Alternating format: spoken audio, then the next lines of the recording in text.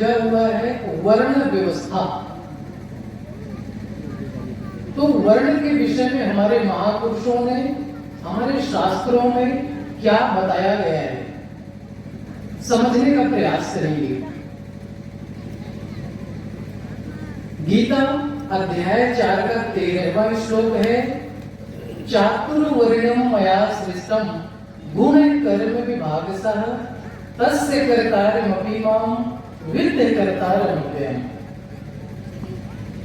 भगवान श्री कृष्ण कहते हैं 4 वर्णों की रचना मैंने किया। तो क्या 4 भागों में मनुष्यों को बांट दिया? 4 वर्ण है, ब्राह्मण, क्षत्रिय, वैश्य और शूद्र। तो ये किस आधार पर विभाजन किया गया है? ये 4 वर्ण क्या है? ये एक ऐसा उलझा हुआ प्रश्न है जिसका बाहरी आक्रांताओं ने बहुत ही दुरुपयोग किया। आपस में बांट दिया गया सबको, पूरे भारत को 4 भागों में बांट दिया। 4 वर्ग स्थापित हो गए कि ब्राह्मण शिक्षा का जो पाठ है वो सिर्फ ब्राह्मण करे, यदि कहीं युद्ध लड़ना है तो सिर्फ क्षत्रिय लड़े, और जो वैश्य है उसको बताए कि तुम खेती करो, व्यवसाय करो, और जो शूद्र है उसको बताया गया कि सबकी सेवा करो। तो ये क्या है? भगवान ने क्या मनुष्यों को बांटा है 4 भागों में? एक ऐसा उलझा प्रश्न है कि पूरे भारत को विभाजित कर दिया, बिल्कुल मनुष्यों में दरार डाल दिया गया, और इतना विरोध बढ़ा कि सब एक दूसरे के विरोधी हो गए। तो इसमें समझते हैं वास्तव में भगवान श्री कृष्ण क्या कह रहे हैं। भगवान श्री कृष्ण एक योगी थे, महायोगेश्वर थे। उनकी बातों को वही समझ सकते हैं जो कि उस स्तर तक पहुंचे हुए महापुरुष हैं, सद्गुरु हैं, और बाकी लोग नहीं समझ सकते। इति गुह्यतमं शास्त्रम विमुक्तम मया न गए। यह अति गोपनीय शास्त्र है जिसे बिरले महापुरुष ही समझ सकते हैं और दूसरों को समझा सकते हैं। यह चरित्र जाने मुनि ज्ञानी। जो मुनि है, इंद्रियों से मौन हो चुके हैं, मननशील वृत्ति से, जो ज्ञानी है, परमात्मा का प्रत्यक्ष साक्षात्कार कर चुके हैं, वही उन भगवान की बातों को समझ सकते हैं। तो समझते हैं चातुर्वर्ण्यम मया सृष्टम। भगवान कह रहे हैं 4 वर्णों की रचना मैंने किया। तो क्या मनुष्यों को बांटा?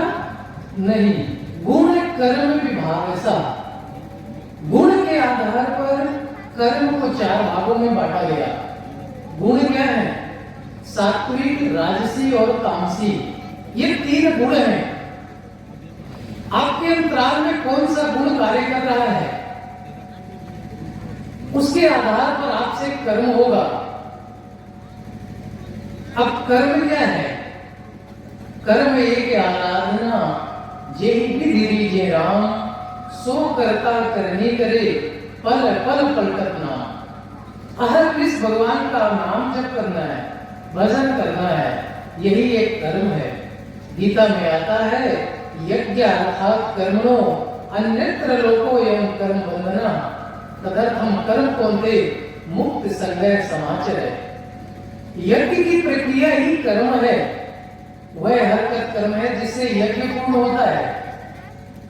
यज्ञ तो 13-14 प्रकार के बताए गए, लेकिन यज्ञ नाम जप यज्ञोस्मि, जो जप यज्ञ है वो सर्वश्रेष्ठ बताया गया। श्वास प्रश्वास का जप करना है, नाम का जप करना है, यही यज्ञ है।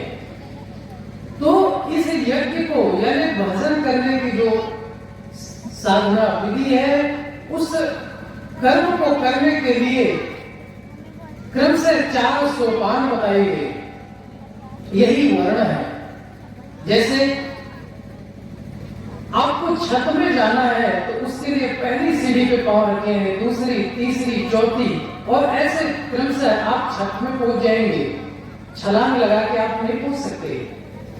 तो ठीक इसी प्रकार उन परम परमात्मा को, भगवान को पाने के लिए जब हम साधना में लगते हैं तो क्रमोन्नत 4 सोपान है इस भगवत पद के। वही है जब साधना की शुरुआत होती है तो सभी के अंतराल में तामसिक गुणों का बाहुल्य होता है। तामसिक गुण रहेगा, हम भजन करेंगे लेकिन भजन होगा नहीं, मन नहीं टिकेगा। क्यों? क्योंकि तामसिक गुण के लक्षण ही होते हैं आलस्य, निद्रा, प्रमाद, कर्तव्य कर्म में प्रवृत्त ना होने का स्वभाव। यानी भजन करना चाहता है साधक लेकिन होता नहीं, मन नहीं टिकता, और विकारों को त्यागता है लेकिन त्याग नहीं पाता। क्यों? क्योंकि तामसिक गुण की बहुल्यता है। जन्म जन्मांतरों से हमने भजन तो किया नहीं और आज भजन में लगेंगे तो भजन में मन नहीं लगेगा। तो यही प्रारंभिक स्तर का जो साधक है उसे ही शूद्र कहा गया है। वो भाग्यशाली है, भजन करने लगा, भगवान के पथ में आगे बढ़ गया। सारा संसार सोया हुआ है, मोह निशा सोने हारा, देखे ही सपने एक प्रकार, लेकिन वो जग गया, भगवान की राह में आगे बढ़ गया है। तो जागृति के पहले चरण में वही शूद्र है। शूद्र का मतलब कि अस्पृश्य या नीच नहीं, बल्कि शूद्र का मतलब है साधना की उसकी हल्की पकड़ है, अल्पज्ञ है साधना में। तो वो भजन करेगा, मन नहीं लगेगा, तो उसके लिए क्या बताया गया?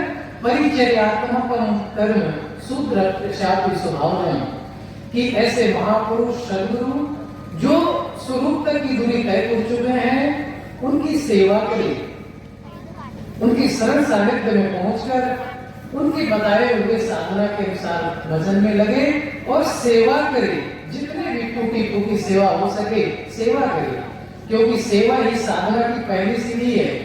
साधु वही तो सेवा जीते, सेवा सदगुरु पावे, बलिहारी व सदगुरु की जो वह गुफा लगावे।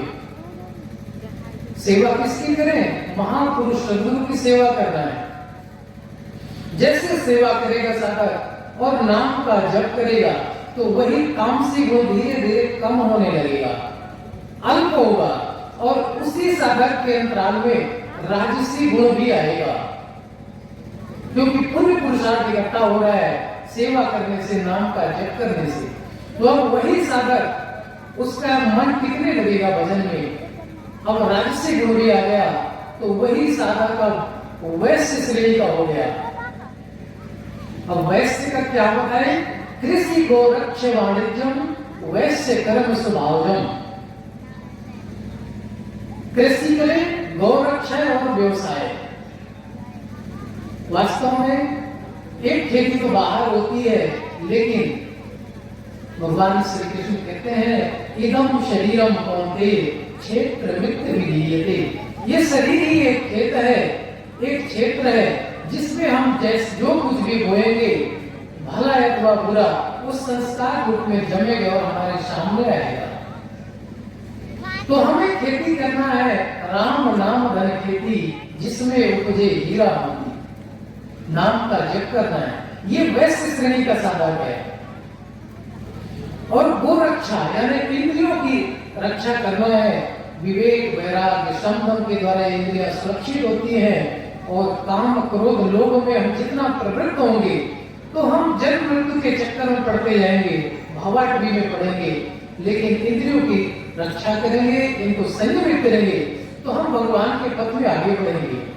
तो इसलिए गो रक्षा करें, यानी इंद्रियों का संयम करें। और व्यवसाय, आत्मिक संपत्ति ही स्थिर संपत्ति है, उसे अर्जित करना है। नाम का जप करेंगे, दैवी संपत्ति को अर्जित करेंगे, यही व्यवसाय है। तो ये वैश्य का कर्म हो गया। अब और साधना उन्नत होगी तो वही साधक तामसिक गुण से बिल्कुल शांत हो जाएगा, राजसी गुण है, और सात्विक गुण में भी प्रवेश मिल गया तो वही साधक क्षत्रिय है। क्षत्रिय का क्या कर्म बताया गया? शौर्यम तेजो धृतिर्दाक्षम युद्धे चाप्य पलायनम दानवी स्वभावस्य छात्रम कर्म स्वभावम। शौर्य, उसी साधक में सूरवीरता आ गई, भजन में टिकने की क्षमता आ गई, ईश्वरीय तेज मिलने लगा, धैर्य और चिंतन में दक्ष हो गया। युद्धे चाप्य पलायनम, अब उस साधक में ऐसी क्षमता आ गई कि वो युद्ध से पीछे नहीं भागता। जैसे जब सूक्त स्तर का वही साधक था तो उसका मन नहीं लगता था भजन में, लेकिन अब वही जब क्षत्रिय को प्राप्त कर लिया तो वो युद्ध से पीछे नहीं हटता। अब युद्ध किससे करना है? जो भजन करता है उसके शत्रु कौन है? काम मयेश क्रोधेश रजोगुण समुद्भवा महाशनो महापात्मा विद्येन में वैरिणम। काम, क्रोध, लोभ, मोह, मद, मत्सर, ये खड़ विकारी हमारे शत्रु हैं, इनसे हमें विजय पाना है। तो जो क्षत्रिय श्रेणी का साधक है इनसे डट के मुकाबला करता है और इन विकारों को हावी नहीं होने देता। जैसे माता मीरा को जहर दिया गया, लोग कहे मीरा भई बावली, सास कहे कुल नासीरे, सब कहे मीरा पागल हो गई, लेकिन जहर का प्याला भी वो भगवान का प्रसाद समझ के पी गई। क्यों? उनके अंदर क्षत्रियत्व था, भजन से पीछे ना हटने का स्वभाव था उनमें, और एक दिन भगवान को प्राप्त कर ली। जैसे प्रहलाद को पहाड़ से फेंका गया, हाथी के नीचे कुचलवाया गया, आग में जलाया गया, लेकिन वो कभी भजन से पीछे नहीं हटे। वो भजन में एक तेज से लगे रहे, कभी भी विचलित नहीं हुए, क्योंकि उन्हें क्षत्रियत्व आ गया था। तो एक क्षत्रिय श्रेणी का साधक युद्ध से पीछे नहीं हटता। अब उसी साधक में धीरे धीरे से जो राजसी गुण है वो भी शांत हो जाएगा, और जैसे स्तर आगे बढ़ा तो सिर्फ सात्विक गुण रह जाएगा। तो वही साधक ब्राह्मण है। ब्राह्मण की क्या कर्म है? शमो दमस तपा सुचम शांति मार्गवयोच ज्ञानम विज्ञान आस्त्रिक्यम ब्रह्म कर्म स्वभावम। मन का शमन, इंद्रियों का दमन, तप, अंदर बाहर से पूरी तरह से शुद्धि और सरलता आ जाती है, तब उसमें ढल जाता है। तब तीन तरह के हैं, एक तो शरीर का तप होता है, वाणी का तप होता है, मन का तप होता है। शरीर का तप क्या है? अच्छे कर्म करें, गुरुजन है जो महापुरुष है उनका पूजन करें। वाणी का तप है कि हम ऐसे शब्द बोले कि किसी को ठेस ना पहुंचे। काका काको धन हरे, कोयल काको दे, मीठे शब्द सुनाए के जगह अपना कर ले। तो ऐसी वाणी बोलिए कि जिससे किसी को ठेस ना पहुंचे, और नाम का जप करिए, ये वाणी का तप। और मन का तप है कि हमें उस भगवान में ही मन को लगाना है, इसका संयम करना है। तो ये जो ब्राह्मण श्रेणी का साधक है उसमें सब कुछ सरलता से ढल जाता है। ज्ञानम विज्ञान आस्त्रिक्यम ब्रह्म कर्म स्वभावम। ज्ञान हो जाता है, यानी परमात्मा की जानकारी, प्रत्यक्ष दर्शन, और विज्ञान यानी विशिष्ट ज्ञान। जो भी भगवान से निर्देशन मिलते हैं उसको अक्षरशः पालन करने की क्षमता है उस साधक में, ये विज्ञान है। तो ये सब कुछ सरलता से उस साधक में ढल जाता है। ये हो गया ब्राह्मण श्रेणी का साधक। तो ब्राह्मण श्रेणी में भी पूर्ण नहीं है, ये भी अभी माया कामयाब हो सकती है, क्योंकि उसके अंदर सात्विक गुण है। जब सात्विक गुण भी शांत हो जाएगा और साधना का स्तर उन्नत होगा तो एक ऐसा स्तर आता है कि न ब्राह्मण न क्षत्रियो न वैश्यो न शूद्रा चिदानंद रूपम शिवो केवलोहम शिवो केवलोहम। वो वर्ण से ऊपर उठ गया, वो इन वर्णों को प्राप्त पार करके और भगवत स्वरूप में स्थित हो जाता है। तो इस तरह से श्रीमद् भगवत गीता यथार्थ गीता के अनुसार ये वर्ण व्यवस्था है। और रामचरितमानस में भगवान राम के राज्य में वर्ण व्यवस्था कैसा था, कैसे सब लोग जीवन यापन करते थे, कैसे उनकी रहनी थी। वर्ण आश्रम निज निज धर्म, निरत वेद पथ लोग, चलन सदा पावनी सुने, नहीं भय शोक न रोग। सभी लोग अपने अपने धर्म और आश्रम की मर्यादा के अनुसार चलते थे और वेदों का सब अनुसरण करते थे, अपने शास्त्रों का अध्ययन करते थे और उसके अनुसार चलते थे। सब गुणज्ञ पंडित सब ज्ञानी, सब कृत्य कृत्य नहीं कपट सयानी। लोगों का मानना है कि शूद्रों को पढ़ने का अधिकार नहीं था, लेकिन भगवान राम के राज्य में था कि सब गुणज्ञ पंडित सब ज्ञानी। चारों वर्ण थे लेकिन सब गुणज्ञ थे, गुणी थे, ज्ञानी थे, प्रकांड विद्वान थे, क्योंकि सब वेदों का शास्त्रों का अध्ययन करते थे और उसके अनुसार ही चलते थे। सब नर करें परस्पर प्रीति, आपस में कोई वैर नहीं करते थे। राम राज्य आज भी उदाहरण दिया जाता है। तो इस तरह से वहां पर एक राजघाट भी था। राजघाट सब विधि सुंदरवर, मज्जे ही कहां वर्ण चाहिए। सरजू में एक राजघाट था जहां पर चारों वर्णों के लोग सभी एक जगह स्नान करते थे। ये नहीं कि शूद्र वहां न जाए कि ब्राह्मण जाए, नहीं, सब लोग वहां स्नान करते थे। वास्तव में देखिए, एक तो हमारा ये इतिहास है जिसका हम अनुसरण करके और अपना जीवन यापन कर लें, लेकिन इतना ही पर्याप्त नहीं है। उसका दूसरा दृष्टिकोण है अध्यात्म, यानी माया के अधिपत्य को काट करके और भगवत स्वरूप की दूरी तय करनी, यह अध्यात्म है। तो जो राजघाट था, सरजू था, वहां चारों वर्ण के लोग कैसे स्नान करते थे। वास्तव में राम राज्य क्या है? ऐसे महापुरुष जिन्होंने भगवान का साक्षात्कार कर लिया, कठोर तपस्या करके, और उन्होंने मन का निरोध कर लिया, भगवान को जब प्राप्त कर लिए, तो ऐसे महापुरुषों के अंतराल में राम राज्य घटित होता है।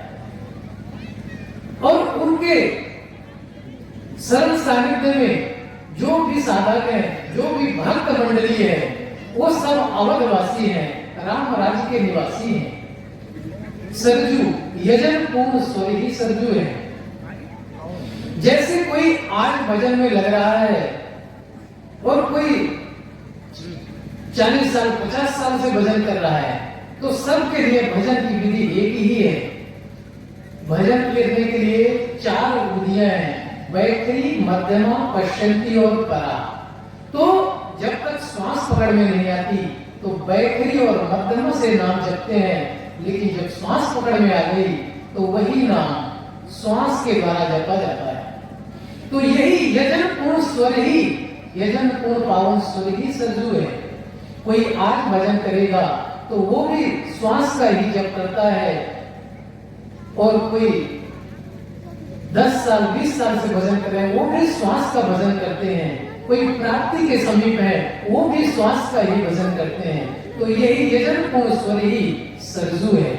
हर साधक को एक ही विधि से नाम का जप करना है और भगवान का भजन करना है। तो इस तरह से ये जो वर्ण व्यवस्था है, ये कोई जन्म के आधार पर नहीं, बल्कि कर्म के आधार पर है। जन्मना जायते शूद्रा, संस्कारात् भवेत् विजय, वेद पाठात् भवेत् विप्र, ब्रह्म जानीति ब्रह्मणा। जन्म से सभी शूद्र हैं। जन्म का मतलब है जब हम महापुरुष सद्गुरु की शरण सानिध्य अपना लेते हैं, उनकी बताई साधना विधि के अनुसार भजन में लगते हैं, तो हमारे अंतराल में अनुभवों की जागृति होती है, भगवान उठाते बैठाते हैं। यही हमारा जन्म हो गया। तो जन्म से सभी शूद्र हैं। अब वही साधक का साधना और स्तर उठेगा तो वही वैश्य होगा और क्षत्रिय होगा, युद्ध करने की क्षमता है, विकारों से लड़ेगा और वही ब्राह्मणत्व प्राप्त करेगा। तो ये एक ही साधक में घटित होते हैं चारों वर्ण। एक बार क्या हुआ कि रामचरितमानस में आता है कि अब सब विप्र बुलाई गोसाई, देव धेरु दुजे। सबको गोदान करो, विप्रों को बुलाओ और गोदान करो।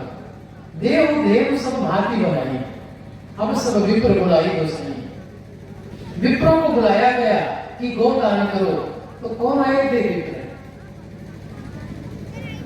वामदेव और देव ऋषि, वाल्मीकि जावाली, आए मुनिवर निकटतम, कौशिकादि तपसाली।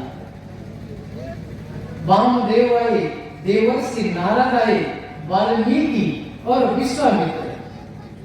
तो इनका इतिहास देखेंगे पुराना, तो ये जन्म से कोई भी विप्र नहीं है। जावाली दासी पुत्र, देवर्षि नारद दासी पुत्र, दासी की कोई जाति नहीं होती थी। वाल्मीकि कौन वीर थे, विश्वामित्र जी क्षत्रिय थे और राजा थे। तो ये कोई भी विप्र नहीं है, लेकिन जब विप्रों को बुलाया गया तो यही सब आए। वास्तव में विप्र साधना की एक उच्चतम अवस्था है, जो कि भजन करके प्राप्त की जाती है। यदि आप साधना विधि नहीं जानते, भजन नहीं कर रहे हैं, तो आपका इस वर्ण में कोई प्रवेश होगा ही नहीं है।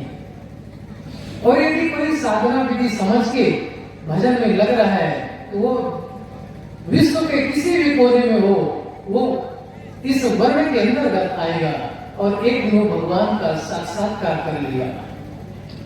तो इस तरह से ये जो वर्ण व्यवस्था है, ये जन्म के आधार पर नहीं बल्कि साधना में जब लगेंगे तो ये हमारे अंतराल में घटित होती है। उसके लिए हमें करना क्या पड़ेगा? तो तत्व ते प्रणिपाते परिप्रश्न सेव्या उपदेक्षण के ज्ञानम ज्ञान तत्वदर्शिना। जो महापुरुष हैं, सद्गुरु हैं, उनकी शरण सानिध्य बना करके और उनसे साधना विधि समझे और जो भी साधना बताते हैं उसके अनुसार अपने आचरण में ढालें। भजन करने के लिए बताया गया, ओम एकाक्षरम ब्रह्म व्याहरण माम अनुस्मरन्, यह प्रयाति जन्मे हम सयाति परमाम गतिम। ओम जो अक्षय ब्रह्म का परिचय है, उसका जप करना है और गुरु महाराज के स्वरूप का ध्यान करना है। ओम का जप इसलिए किया जाता है, जैसे किसी को हम पुकारते हैं तो उसके नाम से पुकारते हैं। जैसे ही उसका नाम पुकारेंगे तो उसका स्वरूप हमारे अंदर आ जाता है। इसी तरह से तस्य वाचकः प्रणवा, उस परमात्मा का पुकारने का नाम जो है ओम, राम और शिव, तीनों में से कोई एक नाम का चुनाव कर लें और उसका जप करें।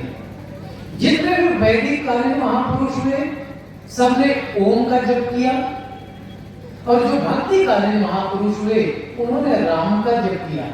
तो ओम, राम, शिव तीनों का मतलब एक है, उसका जप करें और गुरु महाराज के स्वरूप का ध्यान करें। जो महापुरुष भगवत स्वरूप में स्थित हैं, उनके स्वरूप का ही ध्यान बताया जाता है, क्योंकि हम जिसका स्वरूप का ध्यान करते हैं हमारे अंदर वैसे ही आचरण घटित होता है। उनके अंदर असीम शांति है, महापुरुष सद्गुरु के अंदर में, क्योंकि कठोर साधना किए और भगवत स्वरूप में स्थित हैं। भगवान की सारी विभूतियां उनके अंतराल में प्रसारित हो गई। तो हमें भी गुरु महाराज के स्वरूप का ध्यान करेंगे और नाम का जप करेंगे तो एक दिन हम भी उस स्वरूप को प्राप्त कर लेंगे। तो इसलिए एक घड़ी आधी में पुण्याद, तुलसी संगत साधकी हरे कोटि अपराध। जहां भी हैं, जो कुछ भी काम करते हैं, जो भी सेवा करते हैं, सब कुछ करिए, कुछ भी छोड़ने की जरूरत नहीं है। बस जहां भी है गुरु महाराज को समर्पित कर दें कि भगवान आपकी सेवा है, आपने जो ड्यूटी दिया है हम उसको निभा रहे हैं। और उसके साथ ही नाम का जप करें नियमित रूप से, सुबह और शाम नियम बना लें कि आधा घंटा या 1 घंटा जितना भी नाम जप करना है तो नाम का जप करें। और गीता का अध्ययन जरूर करें, यथार्थ गीता। साधना, ध्यान, ज्ञान है इसमें, जिंदगी का बयान है इसमें। आप लोग पढ़िए यथार्थ गीता, हर समस्या का निदान है इसमें। बोलिए श्री सद्गुरुदेव भगवान की जय। ओम श्री सद्गुरुदेव भगवान की जय। जैसा कि वर्ण पर दिनेशानंद जी महाराज ने बोला, तो वर्ण एक बहुत ही कॉम्प्लिकेटेड बर्निंग इश्यू है। वर्ण को लेकर पॉलिटिकल डिस्कोर्स में, पॉलिटिकल एरेना में सबसे ज्यादा डिबेट एंड डिस्कशन हुआ है। तो वर्ण क्या है? क्या जन्म के साथ? नहीं। एक तो जन्म होता है बायोलॉजिकली जन्म, जो हमारा होता है, जो माता से होता है, वो है एक बायोलॉजिकली जन्म। और एक जो जन्म होता है वो है सद्गुरु महापुरुष के शरण सानिध्य में आने के बाद जो आपकी आकृति है, जो वर्ण है, मतलब आकृति, आपका फ्रेमवर्क, जो रूपरेखा है, वो है। तो वर्ण बायोलॉजिकली आधार पर डिस्क्रिमिनेशन ह्यूमैनिटी के बीच नहीं किया गया है। कोई डिस्क्रिमिनेशन नहीं, कोई भेदभाव नहीं, हर इंसान एक है। लेकिन ये साधना का है, इसके टर्मोलॉजी, क्रोनोलॉजी को समझना होगा। ये योगिक शब्दकोश है, ये योगिक जो है सो की टर्मोलॉजी है। वर्ण जो है शूद्र, वैश्य, क्षत्रिय और ब्राह्मण। साधना के इनिशियल दौर में जो है सो कि साधक शूद्र है, उसके बाद धीरे धीरे उन्नति करते करते साधना के चारों सोपानों को पार करेगा, तब वो ईश्वर तक पहुंचेगा। तो ये साधना का टर्मोलॉजी है, योगिक टर्मोलॉजी है। ह्यूमैनिटी के बीच शास्त्र, हमारा महापुरुष कोई भी डिस्क्रिमिनेशन नहीं, कोई भी भेदभाव नहीं करते हैं। तो हमारे आश्रम से आए हुए संत श्री राजेंद्र महाराज जी के मुखारविंद से एक भजन हम लोग सुनेंगे। उसके उपरांत फिर संतों के द्वारा सत्संग का सिलसिला शुरू होगा। तो श्री राजेंद्र महाराज जी आपको ये मंच आपके हवाले किया जा रहा है। अपने मुखारविंद से वो अमृत, वो भजन का अमृत सार हम लोगों को श्रवण करने का मौका दे। श्री राजेंद्र महाराज जी, यह मंच आपके हवाले। ओम श्री सद्गुरुदेव भगवान की जय।